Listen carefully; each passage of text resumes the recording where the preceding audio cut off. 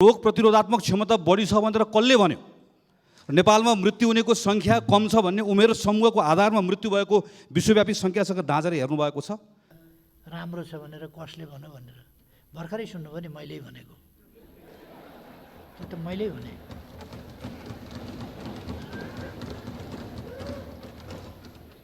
नेपालीको प्रतिरोध क्षमता राम्रो छ भन्ने कुराको चुनौती कुनै डाक्टर, कुनै वैज्ञानिक, कुनै शोधकर्ताबाट कहीँबाट आयो भने मैले स्वीकारूँला।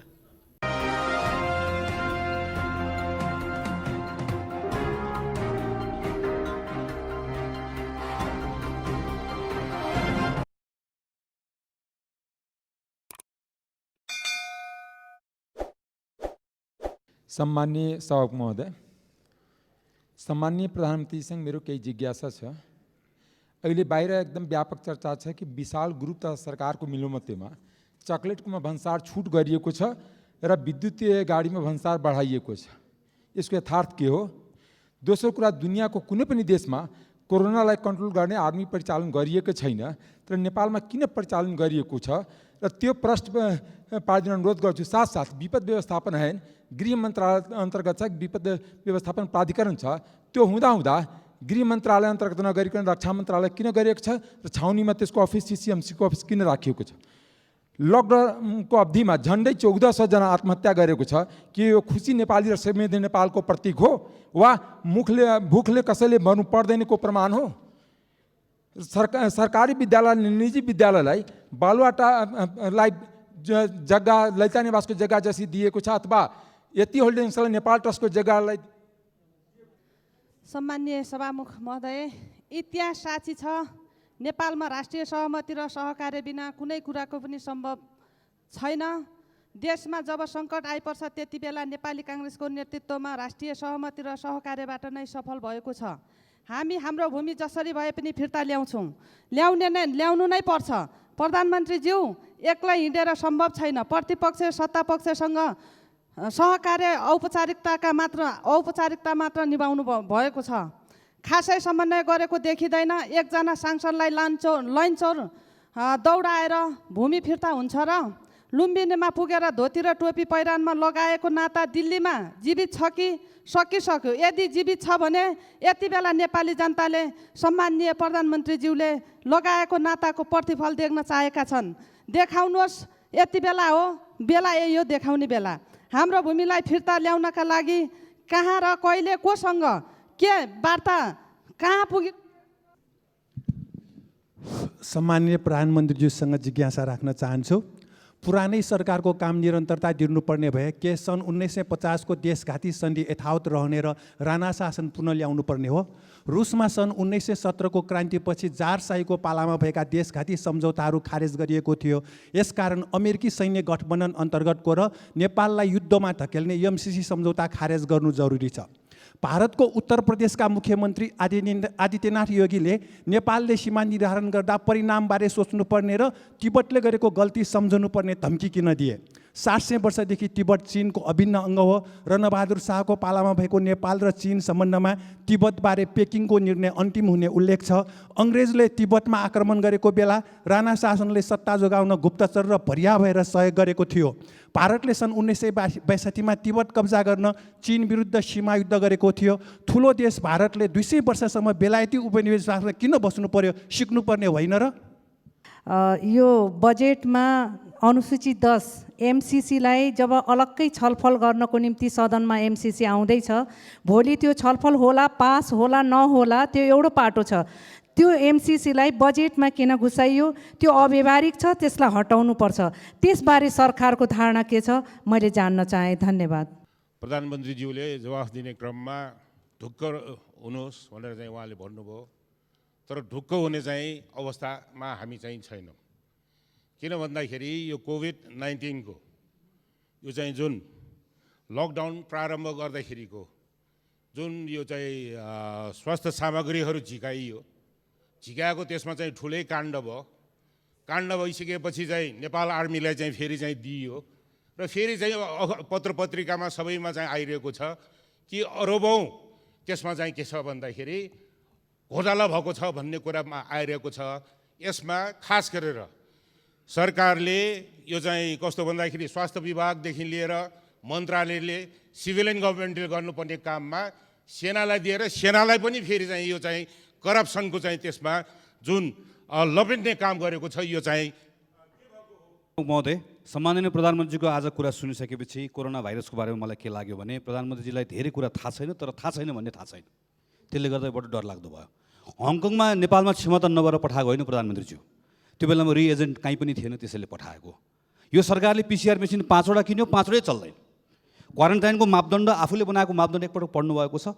हाम्रो रोग प्रतिरोधात्मक क्षमता बढी छ भनेर कसले भन्यो?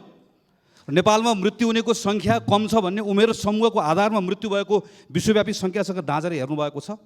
भ्रष्टाचार स्वास्थ्य सामग्रीको सूची राखेर संसदमा छलफल गर्नका निम्ति म प्रधानमन्त्रीलाई खुला आह्वान गर्छु। तयार हुनुहुन्छ सम्माननीय प्रधानमन्त्रीज्यू? जुन अवस्थामा भारतबाट नेपाली नागरिकहरू ल्याइएका छन् ती व्यक्ति हुन् कि ती नेपाली नागरिक हुन्? ती नेपाली नागरिकका बारेमा चिन्ता गर्ने, तिनी आउँदैछन् भन्ने कुरामा जानकारी राख्ने, तिनको लागि क्वारेन्टाइनको तयारी गर्ने सम्माननीय प्रधानमन्त्रीको सरकारले हो, हामीले गरिदिनु पर्ने हो। त्यसको तयारी गरेको भए आज तिनलाई दोष दिएर बस्नु पर्थ्यो, वा आज हामी एउटा पनि कोरोना सङ्क्रमणको अवस्था नभएको वा कम भएको न्युजिल्यान्डको प्रधानमन्त्री नाचेको जस्तो हाम्रो प्रधानमन्त्री नाचेको हेर्न पाइन्थ्यो। सभामुखज्यू, यो कोभिड नियन्त्रण रोकथाम र व्यवस्थापनका लागि स्थानीय निकायहरूले महत्त्वपूर्ण भूमिका निर्वाह गरिरहेका छन् र सङ्घीय सरकारले स्थानीय सरकारलाई मद्दत पुर्याएको छैन भन्ने सङ्घीय निकायका जनप्रतिनिधिहरू गुनासो छ। किन यो गुनासो आयो? म सम्माननीय प्रधानमन्त्रीजीलाई प्रश्न सोध्न चाहन्छु। यो महामारीबाट प्रताडित भएर विदेशमा रहेका नेपालीहरू मातृभूमि आउन चाहन्छन्।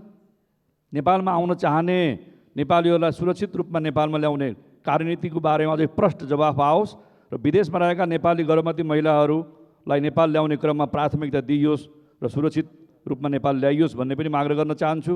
र विदेशका विभिन्न भूभागमा खास गरी मिडल इस्टमा धेरै नेपालीहरू विभिन्न कारणले मृतक भएर उहाँहरूको शव त्यहीँ परेको छ। त्यो शवको क्षतिगतिको लागि नेपाल ल्याउने प्रबन्ध गरियोस् र नेपाल ल्याउने क्रममा पनि कुनै चलखेल नगरियोस्।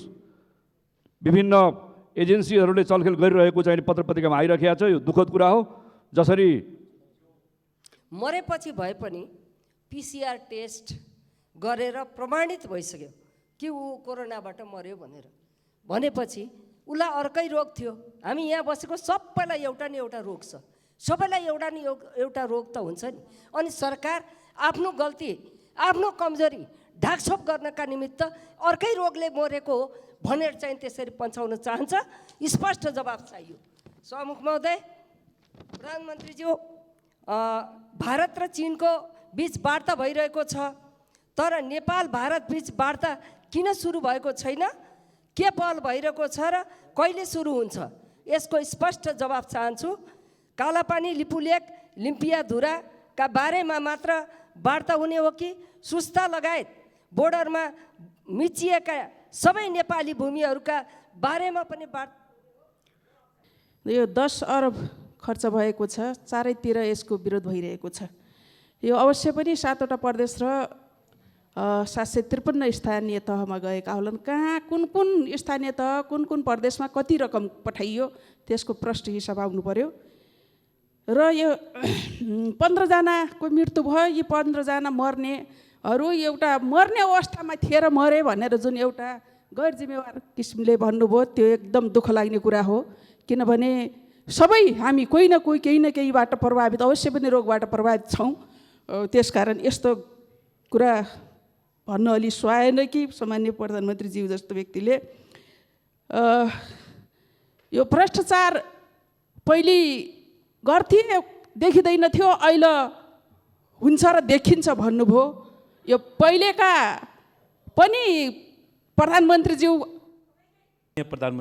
म भ्रष्टाचार गर्दिनँ, भ्रष्टाचार गर्न पनि दिन्न भन्नुहुन्छ। मुलुक कोभिड-19 को कहरमा भयावह भएको समयमा पनि व्यापक भ्रष्टाचारका कुराहरू आइरहेका छन्। संसदमा के प्रतिपक्ष के सत्तापक्षका सांसदहरूको कुरा पनि सुन्नु भएकै छ। देश दुनियाँको कुराहरू पनि सबभन्दा राम्रोसँग बुझ्नु भएकै छ। के साँच्चै सामान्य प्रधानमन्त्रीज्यू आफू र आफ्नो सरकारसँग सन्तुष्ट हुनुहुन्छ? मैले आम नेपाली जनतामा व्यापक वितृष्णा, आक्रोश, असन्तुष्टि पाएको छु, निराशा देखेको छु। ईश्वरले गरोस् म गलत हुँ सामान्य प्रधानमन्त्रीज्यू। सामान्य प्रधानमन्त्रीज्यूले साँच्चै के सोचिराख्नु भएको छ? नेपाली जनतालाई मनको कुरा बताइदिनुहुन्छ कि? धन्यवाद। यो 3 वर्षदेखिको बजेट सम्मानीय प्रधानमन्त्रीज्यूको क्षेत्र र मन्त्रीजीहरूको क्षेत्र र प्रधानमन्त्रीका इर्दगिर्दका मानिएको क्षेत्रमा मात्र विकास गरेर कृषिमा दोब्बरी हुने, सबै कुरामा दोब्बरी हुने र किसानले एउटा खाद पनि नपाउने अवस्था छ। यही प्रधानमन्त्रीजीको निर्देशन अनुसारै मन्त्री र प्रधानमन्त्रीको क्षेत्रमा मात्रै राख्न भनिएको हो कि यसको जिज्ञासा छ। सम्मानीय सभामुख महोदय, सरकारले कोभिड-19 नियन्त्रणको लागि 10 अरब खर्च गर्यो भने मिडियामा बाहिर आइरहेको छ। त्यो रकम, त्यति बढी रकम केमा खर्च भयो, सम्मानित सदनलाई यो जानकारी कहिले हुन्छ? र सरकारले कोभिड-19 अस्पताल वीरगञ्ज नारायणी अस्पतालको पार्टको रूपमा एउटा प्राइभेट अस्पताल गण्डकले बनायो, तर खर्च चाहिँ भनिरहेको छ कि स्थानीय निकायले तिर्छ। र स्थानीय निकायले के भन्छ भने सङ्घले मलाई 1 रुपैयाँ पठाएको छैन, त्यसैले अहिले वीरगञ्ज बजारमा स्थानीय निकायले चन्दा घर घरमा गएर मागिरहेको छ, किनकि यो यहाँको नागरिकलाई बचाउनको निमित्त सङ्घ तयार भएन र अब नागरिकले पनि पैसाको व्यवस्था गर्नुपर्ने। यो बारेमा सामान्य प्रधानमन्त्रीजीलाई मैले जवाब चाहियो। धन्यवाद। हजुर त डक्टर त होइन, नेतै भएर प्रधानमन्त्री हुनुभएको होला, तर यहाँ हजुरको जुन शब्दहरू सुन्दा डक्टरले नै भन्ने कुराहरू हामीले यहाँ पायौँ। 14-15 जना चाहिँ के अरे कोरोनाले मरेको होइन भन्ने जुन अहिले हजुरकै शब्दबाट यहाँ आम हामी सबै संसदहरूले सुनेको छौँ। त्यसले गर्दाखेरि त्यो कोरोनाले मरेको होइन भने त्यो डक्टरहरूलाई चाहिँ तुरुन्तै ल्याएर छानबिन गर्नु हुन्छ कि भन्ने एउटा त्यो मेरो अनुरोध। र अर्को कुरा भ्रष्टाचार लगालगी प्रधानमन्त्री हजुर नै हुनुहुन्छ भने अब चोरले खुट्टा काट भन्दा मैले चोरेको छैन भने जस्तो हजुरले आफ्नै मन्त्रीहरूलाई जोगाउनुहुन्छ, त्यो हजुरहरूकै कुरा हो। तर जुन कोरोनामा नेपाली काङ्ग्रेस हामी प्रतिपक्षले सुरुमै 50 लाख म यो केही भएको छैन भनेर त भन्दिनँ, तर यो जुन अहिले चाहिँ नि कोभिड-19 को बारेमा सरकारले जे गरिराखेको छ र प्रधानमन्त्रीज्यूले जे बुझ्नु भएको छ त्यो चाहिँ फेरि सबै सत्य होइन। भर्खरै अस्ति कचन कवलको 33 जना सङ्क्रमितलाई धरानबाट अब स्वास्थ्य मन्त्रालयको निर्देशन अनुसार रिटेस्ट गर्नु पर्दैन भनेर पठाउन लाग्यो। हामीले भन्यौँ फेरि चाहिँ नि यिनीहरूलाई परीक्षण नगरिकन यिनीहरू ठिक भयो कि भएन भन्ने कुरा टुङ्गो नलगाइकन पठाउन हुँदैन भनेर रोकिएपछि अहिले फेरि जाँच्दाखेरि तिनीहरूमध्ये 5 जनामा सङ्क्रमण देखियो। यस प्रकारका लापरवाहीहरू निरन्तन भइराखेको छ। र जहाँसम्म भ्रष्टाचारको कुरा छ प्रधानमन्त्रीज्यू, हजुरले सोचे जस्तो अवस्था छैन। भ्रष्टाचार चाहे स्वास्थ्य सामग्री खरिदको अहिले कोभिड-19 को अवस्थाको बारेमा होस्, अहिलेको सवालमा होस् अथवा अन्य विषय र सन्दर्भमा होस्, माथिदेखि तलसम्म सबै तहमा भ्रष्टाचार। सायद अन्य विदेशी मुलुकबाट लकडाउन घोषणापछि कति नेपाली नागरिक स्वदेश भित्रिए र आएका मध्ये कति नागरिकको PCR परीक्षण भयो, बाँकी रहेकालाई कहिलेसम्म परीक्षण हुन्छ? राष्ट्रिय महिला आयोग लगायत अन्य आयोगमा वर्षौँदेखि पदाधिकारी नियुक्ति हुन नसक्नुको कारण के हो र यो कहिलेसम्म नियुक्ति हुन्छ? निर्मला हत्या प्रकरणको दोषीलाई कहिलेसम्म कारबाहीको दायरामा ल्याउने हो? नेपाली सेनालाई व्यावसायिक होइन व्यापारिक सेना बनाई स्वास्थ्य सामग्री खरिदमा संलग्न गराएर सरकारले भ्रष्टाचारलाई ढाकछोप गर्न खोजिएको देखिन्छ। यस सम्बन्धमा सरकारको धारणा के हो? स्पष्ट जवाब चाहियो। धन्यवाद। को पहिचान र उपचारका निमित्त परीक्षणको दायरा र गति बढाउनु पर्छ भन्ने सर्वस्वीकार्य सत्य हो। सरकारले 2% जनसङ्ख्या परीक्षण गर्ने लक्ष्य पनि देखाएको छ। दिनानुदिन सङ्क्रमण बढ्दो छ, तर प्रदेश स्तरमा PCR मसिन, किटहरू र ल्याब सुविधाको चरम अभावका कारण परीक्षण कार्य नै नगर्ने वा रोक्ने जस्ता घातक निर्णयहरू नेपाल सरकार र 7 नम्बर प्रदेशले पनि गरेको छ। यो अवस्था किन आयो? के यो सबै व्यवस्थापन जिम्मेवारी सङ्घीय सरकारको हुँदैन? यो सम्पूर्ण पूर्व तयारी र योजनाको चरम अभाव, अव्यवस्था र असक्षमताको नैतिक जिम्मेवारी यो सङ्घीय सरकार र सम्मानीय प्रधानमन्त्रीले लिन तयार हुनुहुन्छ? यो सम्पूर्ण व्यवस्थापन कहिलेसम्म हुन्छ? यसको जवाब चाहियो। हस्, धन्यवाद। कोरोनाको सङ्क्रमणको व्यवस्थापनमा जुन समस्या देखिएको छ त्यो मनसायले होइन, परिस्थितिवश हो। कोरोना संक्रमण 8 महिनाको चरणमा प्रवेश गर्दैछ। अब सरकारले यस्तो कुरा भन्न चाहिँ सुहाउँदैन।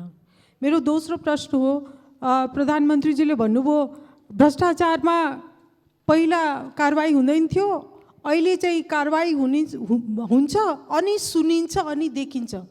तर हामीहरूलाई चाहिँ के लागेको छ भने पहिला भ्रष्टाचार सुनिन्छ अनि त्यस पश्चात ढाकछोपको लागि कारवाही गरिन्छ। यसबारेमा प्रधानमन्त्रीजीको के भनाइ छ? तेस्रो कुरा, प्रधानमन्त्रीजी निजगढमा वन विनाश गरिकन जङ्गल काटिकन के त सरकारको एयरबेस, मिलिट्री एयरबेस बनाउने योजना छ? रबर्ट स्टिभेन्सनको doctor Jekyll and mister Hyde सम्झिँदैछु। संविधान संशोधनको प्रस्ताव गर्ने सरकार देख्दा डाक्टर जेकल सम्झिए। सङ्क्रमित नागरिकलाई अस्पताल नआउन भन्ने हतप्रभ स्वास्थ्य मन्त्रालय, धरायसही उद्योग व्यवसायको घाँटी अचेट्ने जनअपेक्षा र आत्मक्षमताको परीक्षामा असफल अर्थ मन्त्रालय, रुकुममा न्याय माग्ने नागरिकलाई अमेरिकाको उदाहरण दिएर खिसी गर्ने गृह मन्त्रालय, खोइ शून्य सहनशीलता भन्दा उल्फाको धन चाहिँ 10 अर्ब खर्च गरे भन्ने उच्चस्तरीय समिति, विदेशबाट उद्धार र देशबाट राहत माग्ने आर्तहरूको घाउमा नुन छर्किँदै जिम खाना र कार्पेट फेर्न तल्लिन सरकार देख्दा डाक्टर जेकल होइन मिस्टर हाइड प्रतीत हुन्छ। डाक्टर जेकल दिनानुदिन मिस्टर हाइडसँग अभ्यार्पण गर्दैछ। चिन्ता छ मिस्टर हाइड रूपी सरकारसँगको निराशाको अग्निमा संविधान र लोकतन्त्र रूपी डाक्टर जेकलको ज्यान जोखिममा पर्ला। प्रधानमन्त्रीज्यू अझ बेला छ, कथा बदल्यौँ। यो आरटिटी प्रविधिका कारणले समाज आतंकित छ र फेरि त्यो आरटिटी प्रविधि नै सरकारले पछ्याइरहेको छ। म काठमाडौँ क्षेत्र नम्बर 10 प्रतिनिधित्व गर्छु र आरटिटी परीक्षणमा 56 जना चन्द्रगिरी नगरपालिकामा, 7 जना कीर्तिपुर नगरपालिकामा, 5 जना दक्षिणकाली नगरपालिकामा देखियो। उहाँहरूलाई हामीले 5 दिनसम्म चाहिँ क्वारेन्टाइनमा राख्यो र चार खाना र अन्य व्यवस्था पनि गरियो। धेरै धनराशि पनि खर्च भयो, तर 6औँ दिनमा पिसिआर गर्दाखेरि उहाँहरू नेगेटिभ आउनुभयो। त्यस कारण यो भर पर्न नसक्ने यो प्रविधिलाई सरकारले किन यो प्रविधिलाई पछ्याइरहेको छ, यसलाई किन प्राथमिकता दिइरहेको छ, कृपया बताइदिनुहुन्छ कि? र 10 अरब जुन खर्च गर्यो भनिरहेको छ र मेरो चाहिँ क्षेत्रका नगरपालिकामा सोद्धा केन्द्रीय सरकारले अहिलेसम्म 1 रुपियाँ पनि चाहिँ राहतका नाउँमा, सहयोगको नाउँमा नगर। प्रधानमन्त्रीज्यूलाई मेरो प्रश्न छ। प्रधानमन्त्रीज्यूले बोलिराख्दाखेरि रुकुम पश्चिमको नरसंहारको बारेमा केही थाहा पाउनु भएन कि? त्यसको बारेमा प्रधानमन्त्रीज्यूबाट केही कुरा आएन। मृतक नवराज विश्वकर्मा लगायतका परिवारले कस्तो खालको न्याय पाउँछन्? निर्मला पन्तका दोषीलाई कहिले कारबाही हुन्छ? अब कति वर्ष लाग्छ? भारतबाट आएका मानिसहरूमा धेरै कोरोना भाइरस देखियो भन्नुभयो के प्रधानमन्त्रीज्यूले भारतबाट आएका मानिसहरू नेपाल आउन नपाउने भनेर भन्न खोज्नु भएको हो?